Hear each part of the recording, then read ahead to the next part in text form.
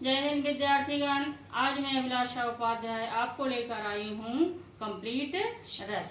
विद्यार्थीगण, आज हम यहाँ रस को पढ़ेंगे विस्तार पूर्वक। आप देख सकते हैं अपनी स्क्रीन पर, भारतीय जीवन के विभिन्न क्षेत्रों में रस शब्द का प्रयोग सर्वोत्कृष्ट तत्व के लिए होता है। खाद्य पदार्थों और फलों के क्षेत्र में रस मधुरतम तरल पदार्थ का द्योतक अर्थात सूचक है। संगीत के क्षेत्र में कर्णेंद्रिय द्वारा प्राप्त आनंद का नाम रस है। अध्यात्म के क्षेत्र में स्वयं परमात्मा को ही रस माना है। उदाहरण के लिए कहा भी गया है, रसौ वे सह, अर्थात रस ही परमात्मा है। इसी प्रकार साहित्य के क्षेत्र में काव्य के आस्वादन से प्राप्त आनंदानुभूति को ही रस की संज्ञा दी गई है और काव्यानंद को ही रस कहा गया है। विद्यार्थीगण, आगे हम रस के अव्यय अथवा रस निष्पत्ति को पढ़ेंगे। स्थायी भाव आश्रय के हृदय में आलंबन के द्वारा उत्तेजित होकर उद्दीपन के प्रभाव से उद्दीप्त होकर संचारी भावों से पुष्ट होता हुआ अनुभवों के माध्यम से व्यक्त होता है। जब काव्यगत स्थायी भाव की अनुभूति पाठक को होती है तो वही रसानुभूति या रस निष्पत्ति कहलाती है। अब देखिए, यहाँ पर आपको समस्या होगी कि आलंबन किसे कहा जाता है।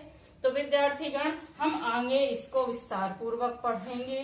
फिर आपको आई है समस्या उत्तेजित। उत्तेजित मतलब जब हम क्रोध में आकर तेज तेज बातें करने लगते हैं उसे उत्तेजना कहा जाता है। उद्दीपन को भी विद्यार्थीगण हम यहाँ आगे विस्तार पूर्वक पढ़ेंगे। फिर आता है उद्दीप्त। उद्दीप्त का अर्थ होता है आने वाला, प्रकट होने वाला भाव। फिर आगे दिया है आपका अनुभवों अर्थात जो हम स्वयं अनुभव करते हैं उसे कहा जाता है अनुभव। फिर आया है आपका शब्द व्यक्त यानी वर्णन करना, प्रकट करना। फिर वही आया आपका अनुभूति, स्वयं की अनुभूति जो हमको होती है, महसूस होता है। पाठक, पढ़ने वाले को कहा जाता है यहाँ पर पाठक। ठीक, अर्थात विद्यार्थीगण हम आगे देखेंगे। आचार्य भरत मुनि ने कहा है, परिभाषा दी हुई है एक, यहाँ पर आप देखेंगे भरत मुनि द्वारा कि विभावानुभाव व्यभिचारी संयोगादृश निष्पत्ति, अर्थात भावों को समझने के लिए 4 अव्यय हैं। पहला है आपका स्थायी भाव, दूसरा है विभाव, तीसरा है अनुभाव, चौथा है संचारी भाव। उत्तेजना के मूल कारण अर्थात जब हम क्रोधित होते हैं उसका मूल कारण क्या होता है, को विभाव कहते हैं। ये 2 प्रकार के होते हैं, आलंबन और उद्दीपन। देखिए, आगे हम पढ़ेंगे आलंबन किसे कहते हैं। मानव हृदय में जब किसी व्यक्ति के मन में भावनाओं का आना किसी बाह्य वस्तु, बाह्य यानी बाहर की, दृश्य जो हम देखते हैं, या किसी परिस्थितिवश विशेष की कल्पना द्वारा ही होता है। उदाहरण के लिए दिया है नायक नायिका का हृदय।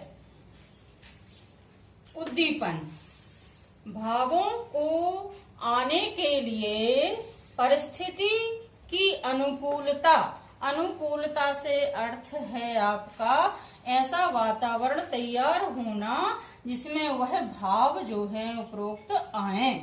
भी अपेक्षित है। अपेक्षित से तात्पर्य है उन परिस्थितियों को निर्मित होना चाहिए।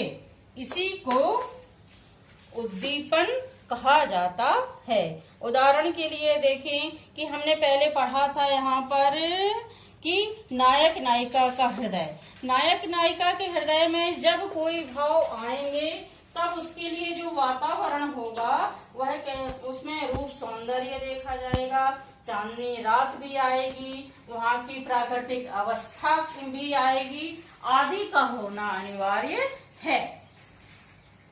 आगे हम पढ़ेंगे आश्रय।